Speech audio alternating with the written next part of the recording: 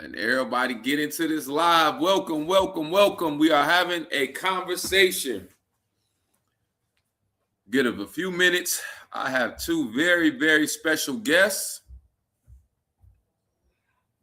And we're about to have a fun conversation, everybody. Yeah. So we're going to give a few minutes, and then you guys are going to get to hear from these very, very special individuals. All right. Let's see. Okay, I'm about to bring them up. This is going to be a really, really interesting conversation. Hold on. How you fellas doing? Hold on, I think I got them muted. Unmute. Yeah. How you guys doing? Doing great. Okay. I'm doing great. How are you? Man, I'm doing good. I'm excited. I'm excited about this conversation. This is a long time overdue. Hold on 1 second, fellas. Hold on 1 second. Just 1 second. Yeah. Yeah, this is a long time overdue. So you guys know what time it is. I'm gonna be real quick.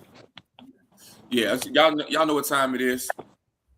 Hold on 1 second. Sorry, I got distracted a little bit. So who do I have here? I want you guys to introduce yourself. Let's start off with this gentleman right in the middle, man. Let's start off with you. Introduce yourself. Hey, how y'all doing? I'm Keith Hill. Keith Wilburn Hill. Okay, and then this gentleman right here. My name is Dennis Hill. Dennis. Oh, now you guys both got the same last name. Are you guys brothers? Yes. Yes, that's my older brother. He's 3 years older than me. Oh wow. Okay, so we got some brothers here. Okay, now this is going to be really, really interesting. I'm about to share this video in the group because there's some people that want to tune in and they really want to see this. Okay, I'm gonna tell everybody what happened and why we're doing this. I went to see the Michael Jackson movie. Okay, and when I went to see the Michael Jackson movie, the villain of the movie was Joe Jackson. You guys are from that time period. There was a lot of different things. There was a lot of elements that a lot of people that the movie couldn't show you because it was a Michael Jackson movie and he was a kid for 5 minutes and then he was an adult and he got rushed. But I got a question for both of you guys. During the 60s, growing up in the 60s, because you guys didn't get to high school until the 70s, growing up in the 60s, what was the climate like for you guys? The climate growing up in the 60s for me, it was. I mean, we lived in a nice neighborhood. Lived in my father owned a home. It was 5 boys. Keith and I are Keith is the youngest, and I'm number 4 out of 5. So, but it was things were pretty good in the 60s for us. It was pretty good. I mean, no problems. Went to nice, decent school and everything. So everything was good. Okay. I wanted to speak more to being in the urban city like you guys, because you guys grew up on the south side of Chicago, correct? Correct. And the neighborhood that we lived in is 96 in Wentworth. We lived in that neighborhood, and it was an upcoming at that time in the late 50s, early 60s. It was an upcoming neighborhood, meaning there was a lot of new construction of homes, and there was a lot of young kids, young parents with young kids. So it was a nice neighborhood. Government workers, postal workers, police officers, a couple of dentists, a lot of school teachers, people in the education field. So my question for you, Dennis, my question for you is, it was 5 of you guys, right? And this is for you too, Keith. 5 of you guys, 5 boys. Yep. Was it tough on your dad? Was it tough on your family to have 5 boys? Because that's a lot of boys. Yeah, I would say it probably was tough, especially when it came to feeding and clothing all of us. But and also keeping us in line and keeping us out of trouble. And our father, he raised us with a he was a stern person as far as raising us. He didn't play. Okay, So now I'm ready to go. so he would possibly Got me. anything that he was quick to give us what we called a whooping or whatever you want to call it. Okay. I'm about to mute you, Keith. I'm about to mute you, man, because you got finish that conversation. I got to mute Keith, so because we can't hear what you talking. Okay, so the question. This is the question. With your dad keeping the 5 boys in line and he would give you guys a whooping, was that what was going on at that time? Was that what was going on at that time? Yeah.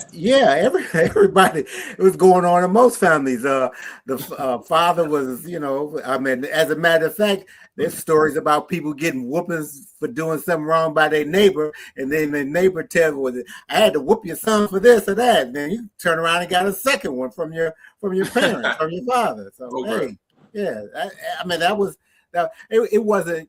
I mean, it was yeah. You could get Keith, like. Go ahead, Keith. I just wanted to jump in. He was you always like I say, he ruled with a strong hand, and we just kind of felt that there was a little fear. There was always some fear, and you kind of feared what was gonna lash out, because I got plenty of whoopings, and I was the youngest. So, he grabbed me up and do what he had to do. But I never felt that it was anything bad about it, because I never felt like I was abused or anything like that. Okay, that's what I was getting to. Getting to. Now, you felt that it was not abuse. You felt it was discipline. Oh yeah. Okay. Yeah, now, but like I said, the thing was that when he come home, like I tell a quick story. When he would come in, we'd be up in the living room watching television, and he would come in the door. He'd hit the TV and say, "Let's go to bed, boys," and keep walking. And he'd go to his bedroom, and we sat there for a hot second. And we knew it was time to go to bed. It wasn't no, can we finish watching the show? It was over. Okay. And if he had to come back, you knew what was going to happen. And we didn't let him come back. Okay. Now you guys said something. I want to ask you a question. You guys said you guys had some fear of your father. I was when I say scared of him, I wasn't, he would walk by, it was like I was cowering in the corner or anything like that. Mm-hmm. But I knew what not to do because of the fear of him addressing that with a whooping, It wasn't any what's that called when you're on you have to go, what you call it, Keith, when you you have to can't do something. What's the term they use? Punishment. Punishment, right? There was no punishment. You can't. Right. Go out, you couldn't go out to play or whatever, or you had to, for the week or whatever. There was no punishment. The punishment was the whooping. That's what it was. No, I would have wished he gave me a punishment. We never had no punishment. No, you can't go out. Yeah. He took care of the business, and that was it. It was no. Oh, well, today you stay in house because of what you did. No. Yeah. Now I got a story. Keith is the youngest brother. This is the individual in the middle, and you're 3 years older than him. Now, it was a story where one of your friends, Dennis, was picking on Keith. Right. All right. So can you tell us the story of the friend that was picking on Keith and what happened? Well, Keith came over. I was over at one of my friend's house in the backyard, and Keith came over there crying. Said this guy named Kevin Tatum had beat him up. And so the rule was from my father, if somebody beat up your brother, you had to go fight him. So Keith came over there crying that Kevin Tatum had beat him up. And I got along. Kevin Tatum was cool with me. I didn't feel it, but I had a decision to make. to go over there and fight Kevin Tatum, or have Keith go back and tell my father that I didn't take up for him, and then I would have got a beating, a whooping from him. So I felt that I had a better chance at fighting Kevin Tatum. Definitely, I could not fight my father. So I went over there and had a fight with Kevin Tatum, beat him up. Okay. So, okay. Now this is where I'm going with this, right? Okay. You guys were raised a certain way. Right. Both of you all are retired, yep. loving families, married young men. I would say that you all would be the standard for Black excellence as far as being productive men. I consider both of you all mentors. Keith actually got me into Alpha Phi Alpha. Dennis, I've been under your wing for some years. Now, where you guys grew up on the south side of Chicago, would you guys describe that as extreme poverty?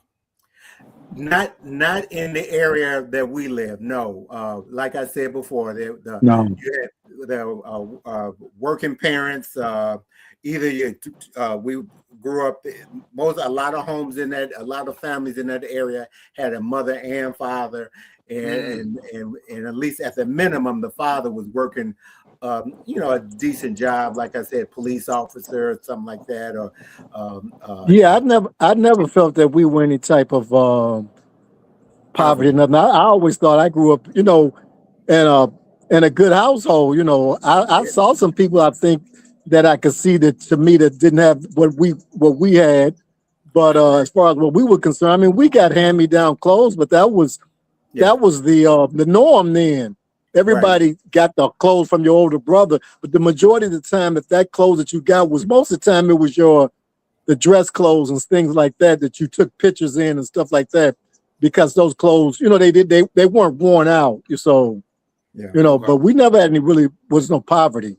No, but we didn't get extras, like like I was 10 years, almost 10, 11 years old before I finally got a new bike, because the bike that I rode until it fell apart, that got handed down from my two older brothers. So we weren't poor, but a lot of times we didn't have all the extras that maybe some other families may have had. So, but we weren't poor. And I want to say, you guys, I never felt that we never lacked for nothing. That's what I say. We got what we never lacked for anything as far as the necessities. And you guys' father was named Aaron Hill. Is that correct? Yep. He lived to be how old, Keith? 95 and 11 months. 90, almost made to 96. Mm-hmm. Now, one of the reasons I want to talk to you guys, because you guys give a lot of credit to your father to how you guys turned out. Neither one of you guys ever been addicted to drugs, never went to jail. You guys avoided a lot of the things that a lot of Black men, they become subject to, whether that's crime, whether that's drugs, whether that's gangs, things like that. How were you guys able to avoid that? Fear of my father. That's how we avoided it. You make a choice.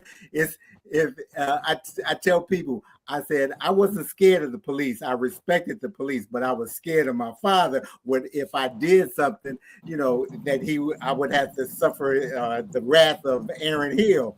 But that's how we avoided it. I mean, he did not tolerate us, and I don't recall it being verbal, but a verbal warning. But we just knew it was just knew not to do anything dumb or stupid to get involved in some crazy stuff. I mean, I'm not gonna lie, we weren't perfect, and but I got arrested for curfew and little things like that, but nothing, as far as being involved in gangs or stealing and out there doing crazy stuff. No. Nope. Okay. He wouldn't have tolerated. He wouldn't have tolerated that. Okay, so listen. We were having a conversation. Mm-hmm. I did a little research because I knew we was gonna do this live. Joe Jackson never graduated high school. He was also a crane operator. A crane operator in 1965 made $3.50 an hour. He Okay. had 9 children, and he was originally from a city by the name of Fountain Hill, Arkansas. I know you guys' father's from the South as well. Right. He was a boxer, but he also was a musician, but neither panned out.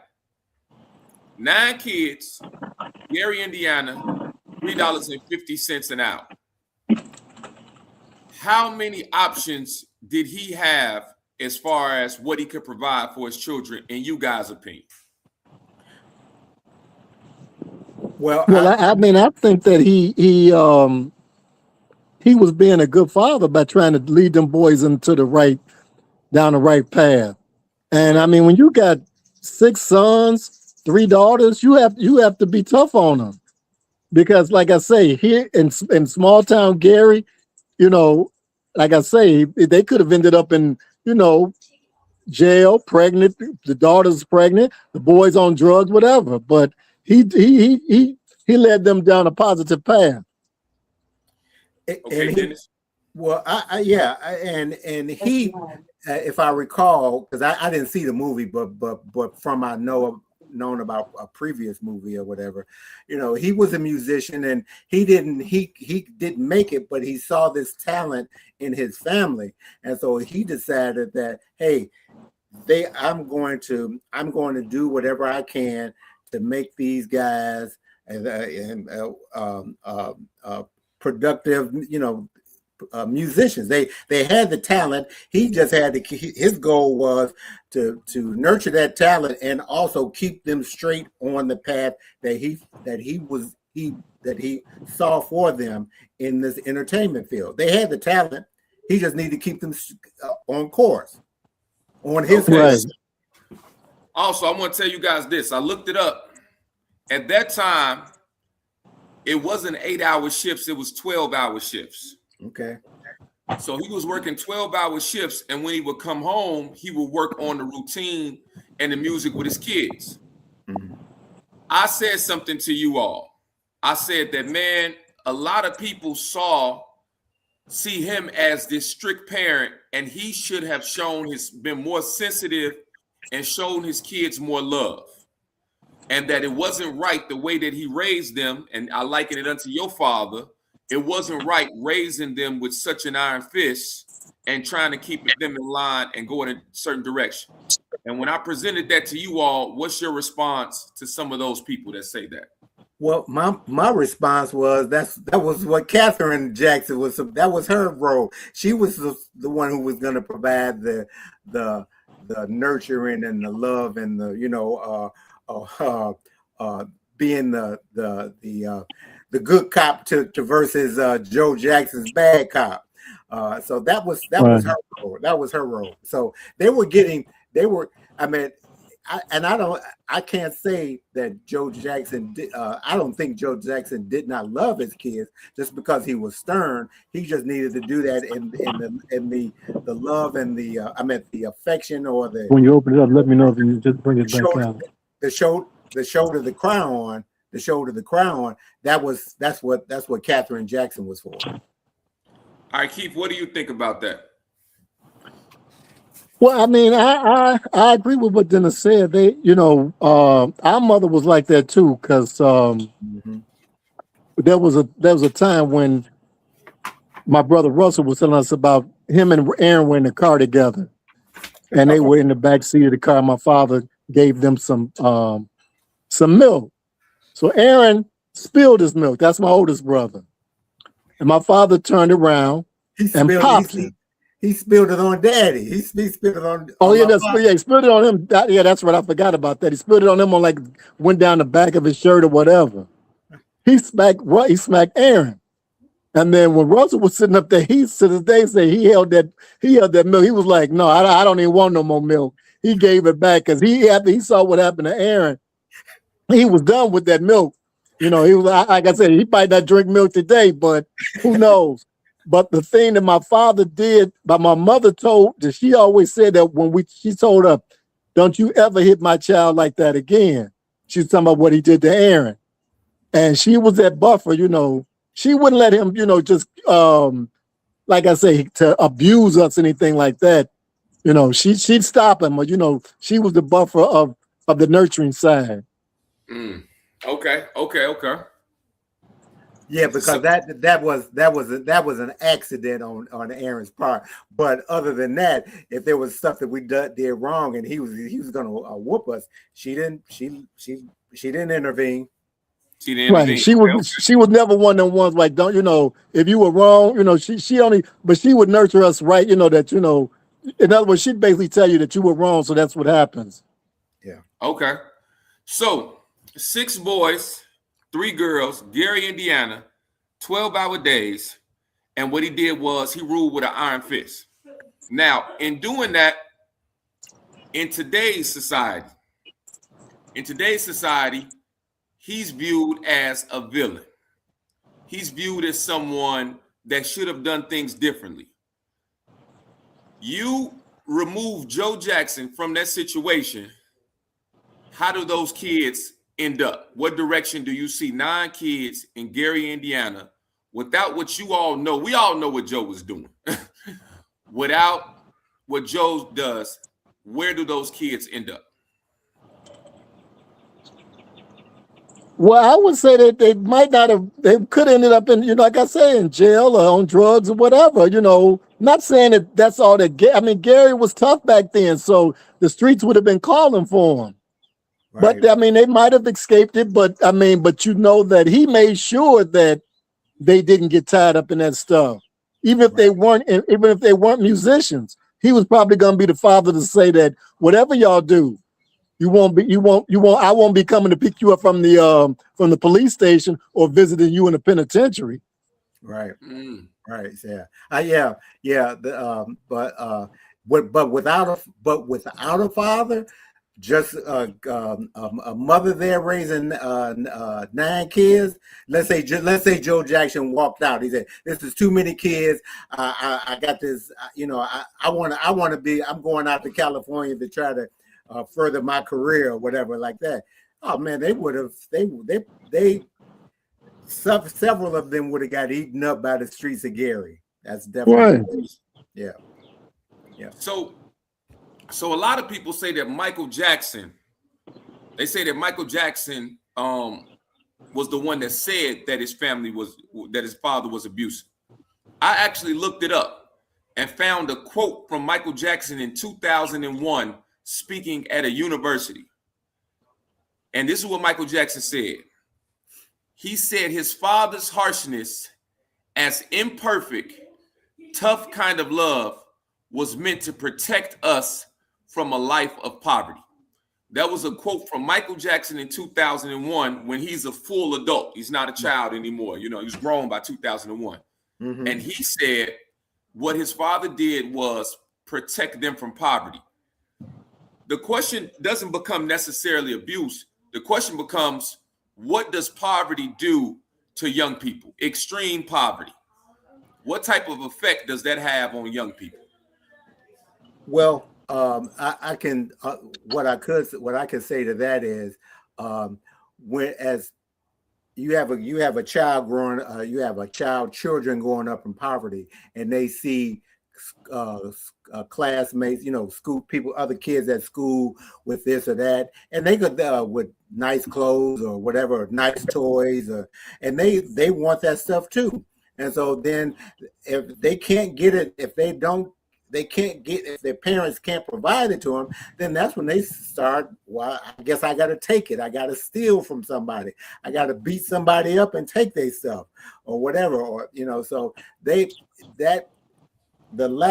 young child not having access that's growing up in poverty and sees other kids with stuff, they're then going to try to do whatever they can to get some of the trinkets and stuff that they see other kids with. Okay. Keith?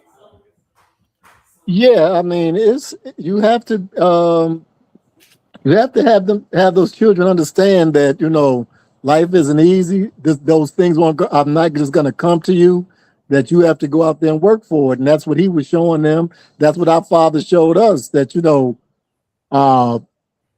have to, you have to go out there and go to school and do what you have to do, or get a job, and and those things will come, because You have to work for what's going to happen because nobody's going to give you anything. Okay. We just had Aisha Muhammad Elamine. She said the kids will start stealing. Yeah. She said when you put kids in those extreme conditions, then they're gonna find a way to try to get what they want. That's what Right. Yeah. Now, yeah, they start stealing. Now I got a real heavy question for you guys. Okay. A lot of people supported Michael Jackson, whether it be lawyers, managers, agents, from Off the Wall to the Thriller album to Bad. There was a lot of people. Do you believe that those people that were surrounded, that loved Michael and wanted to help him and support him, would they have supported Michael Jackson in Gary, Indiana? Would they have come to Gary, Indiana and helped the little black boy and supported him in Gary, Indiana? Or was those relationships built because Michael Jackson was already famous and successful and he provided, everyone could see that he was a meal ticket? That's my question for you two. Ooh. Wow. Yeah, this is a tough question. There was probably some people who were looking at him as a meal ticket. Yeah, I mean, you had to look at it like this. Well, I don't know what the relationship between him and Barry Gordy, but he saw money or his dollar signs in front of him. I can take these boys and make money, because that's we've all heard the stories about Barry Gordy and how he ran Motown and basically cheated a lot of people out of their but just stay on task. All I'm saying is this. Yeah. This is my thing. They were talented. Yeah. They were organized. They were already dressed. The Jackson Fives as a group was already ready for success. What I'm asking you is that when Michael Jackson became an independent artist, when he was extremely successful, I want to know, would those people have invested the time and energy into a Michael Jackson in Gary, Indiana? No. Gary, Indiana, Michael Jackson. No. Yeah, I agree. I'd probably say no. Even though he could sing and he could dance?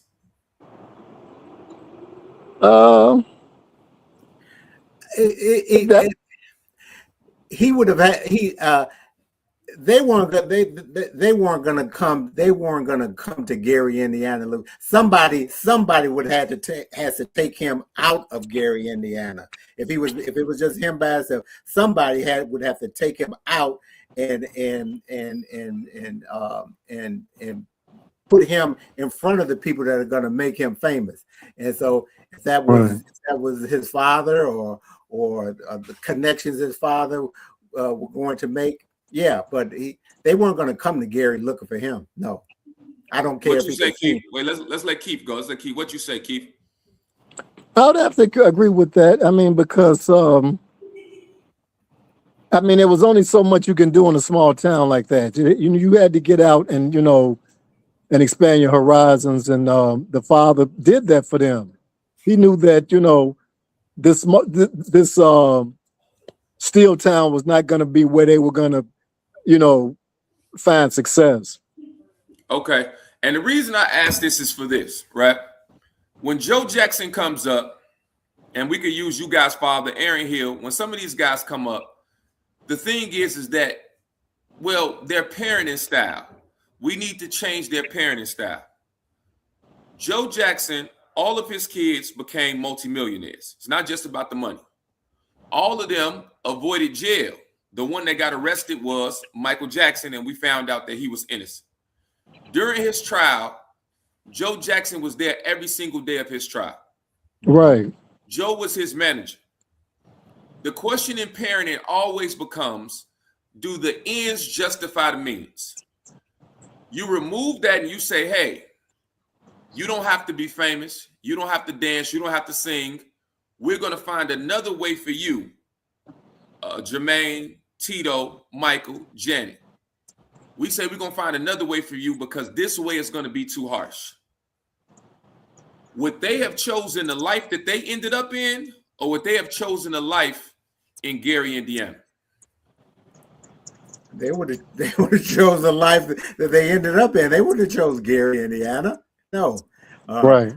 If you're saying that, okay, he was. I mean, he wasn't. Joe Jackson wasn't going to just focus on Michael. He wanted to focus on all of them. You know. Wait. Can I ask you guys a question? Yeah. Why did he want to focus on all of his children? Because that's what a good father does. He wants all of them to be successful. Yeah. I mean, that's what my father looked at us. He wanted to make sure that all of that, the five of us, everything came out good for us. I mean, education and things like that or whatever. He always figured we should have a job and be able to move on in our life and support ourselves and then support our families the way he did for us. All right. Okay. Right. So no, he would. I mean, he wouldn't. I don't think he would have just focused solely on Michael and then just ignore the remaining 8 kids. I mean, maybe the other ones may not have been talented as talented as Michael. Michael was, the in that family. He was the ultimate. But the other ones, they were. I mean, the rest of the Jermaine and Janet and all of them, they had skills. They had talent. So he was like, hey, this is a family thing. We're gonna keep this whole thing together. Okay, now question. Individuals that came in Michael's life that truly loved Michael Jackson, supported Michael Jackson, wanted Michael Jackson to get away from Joe Jackson, did they also want to help the entire family? I don't think so. I think they were trying, they figured that they should try to pull him away from his father, and think that his father was not, operating in his best interest. But I don't think they were worried about the rest of the family. Okay. Because, I mean, as you say, Michael was the number one of the group. Okay. And the reason I asked that question is this. The title of today is, was Joe Jackson a good father? Not was Joe Jackson a perfect father? Correct. Not was Joe Jackson the most sensitive, understanding father? Not was Joe Jackson was he a good father? So you guys' father, I watched how you guys rallied around him. I watched how you guys supported him. And I was at you guys' father's funeral. I watched how all of the sons support him and how you guys would cater to him. I do not, but your father was a mechanic. Keith has told me, he said, man, I just wish I would have learned a little bit more about cars. Dennis, man, I wish I would have did this a little bit more. I do not think Aaron Hill was perfect. Was he a good father? I don't even think that's a conversation. Yes, he was a good father. So what happens when kids become, or when people become too famous, and we're going to say when black people become too famous, then what happens is they become under a microscope. Right. Everything has to be examined to the ultimate degree. So John F. Kennedy can cheat on his wife. Bill Clinton can cheat on his wife. But when a black athlete that's 28 years old, he cheats on his wife, it's the biggest scandal of the century. We can't believe it has ever happened. Mm-hmm. Joe Jackson was not perfect. Right. Joe Jackson didn't do anything perfect. Joe Jackson did not have a high school degree. He comes from a town where the population is 104 people. The average income in his current town right now is $24,000 a year. He worked 12 hours at a steel mill and had 9 children.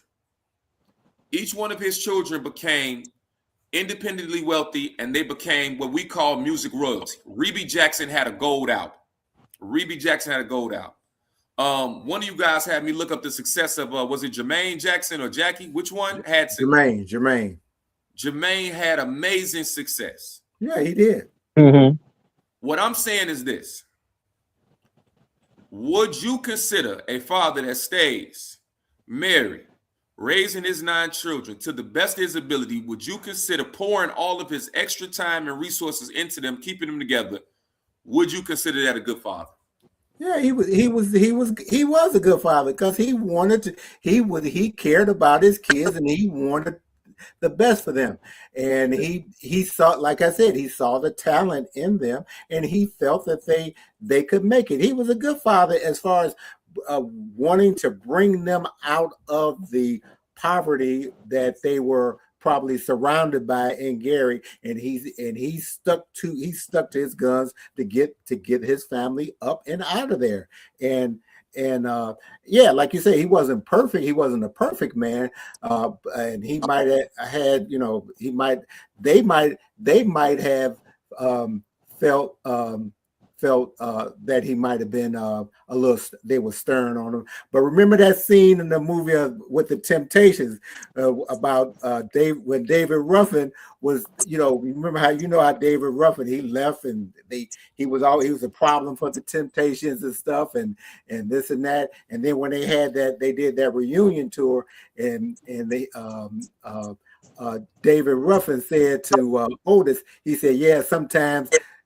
They said something about him being rough on them, and then David Ruffin said, "Yeah, but sometimes we need, I needed that. I needed somebody to push me. I needed somebody to be rough on me, to beat me or whatever. So hey, to keep me straight on, on the straight path to success, and that's what Joe was doing. He wasn't beating them for the fun of it. He wasn't getting no excitement out of it. He wanted them to stay on the track that he envisioned for them. Right. And I agree with that, because like I say, you're trying to keep your kids from going down the wrong path, and that's what our father did. He always made sure that we would doing what we're supposed to do, staying out of trouble. And like I say, if you got into trouble with him, you answer to him. But I never, and like I said, as I got older and I became a police officer, I would see how 20-some-year-old guys would, and you go over there to a domestic at the house, and the father and the son are going at it. And when I first saw it, I'm like, why are y'all calling the police? Why are you calling the police? Because or the two brothers would be fighting or something like that. And I'm like, the way I looked at my house, if me and Dennis got into a fight, my father would handle it. We don't call the police. He handled his house. Now they're calling the police to come to the house. I'm saying he handled what his house and straighten everything out. Okay. Yeah. I asked both of you guys to be on because, like I said in the beginning of this, both of you guys are pillars in the community. Both of you all are retired. Both of you all are great examples of Black men. And I hear how you guys elevate your father. I'm sure at 12, at 10, at 9, you probably viewed him a certain way than you do in your 60s. Shout out to the Harlan class reunion. But that's why I did this, because as I was watching the movie, the depiction of Joe Jackson to me, I kept saying we're demonizing him, right. But without those sacrifices, do we get the same result as far as the product? Do we get the same discipline that Michael shows when it comes to dancing, when it comes to movies, when it comes to albums? Do we get those things without Joe Jackson? So what we do is we criticize the foundation if the foundation doesn't match what we want it to match. And I think the foundation is a strong Black man. I think that's what we want to really steer away from, the image. And the Bible says to bind the strong man. And I'm gonna liken it unto this. J. Edgar Hoover, in his COINTELPRO, said we have to stop the rise of the Black Messiah. So the idea and the image of a strong Black man with discipline, with direction for his children, he's always going to be the villain, because that's not the direction that people should go. Right. You guys said it was guys hanging out on the corner of 95th, guys getting involved in the streets and doing those things. You guys were able to avoid that. Right. Yeah. And you guys both give credit to Aaron Hill. You say that's the reason why you guys didn't do it. Yeah. Like I said, I can speak for me that there was no allure hanging out in the streets and getting into trouble. And I was and I'll say I was afraid of my father. Like I said, I was afraid of him, not because of not just solely because of a whooping or beating, but I wasn't going to let him down. I wasn't going to take that path because not only because he pulled himself up from when we listened to my grandparents, his mother and father, hey, they were pillars in their community. They were one of the few blacks in Saluda County in South Carolina that had land. They had land. They weren't sharecroppers. They had land. So, hey. Right. Yeah, but like I say, you didn't want to let him down. You knew what there was times when I was hanging out with guys, they were doing some things, and you just kind of said, I'll see y'all later. I'm out, because you knew what if the police got you or you ended up in some trouble, what would happen. Yep. Well, I want to thank you guys. We're not gonna hold anyone. I want to thank you guys for this. I've been thirsty to have a very candid conversation with two black men that were raised by stern black men that turned out amazing. You guys are doing a great job as far as parenting, great job as far as mentoring. You guys both aid and assist me in certain things. I wouldn't even know how to grill if it wasn't for Keith. I believe that I'm a better griller than Keith. And I'm out here doing that now. But can I just say one quick story about him? I can say I got a bunch of whoopings from my father. My last one was when I was like a sophomore in high school, and he came in there, and he was always about eating dinner on time and all of like that. So I went down the block or something like that while he was cooking dinner.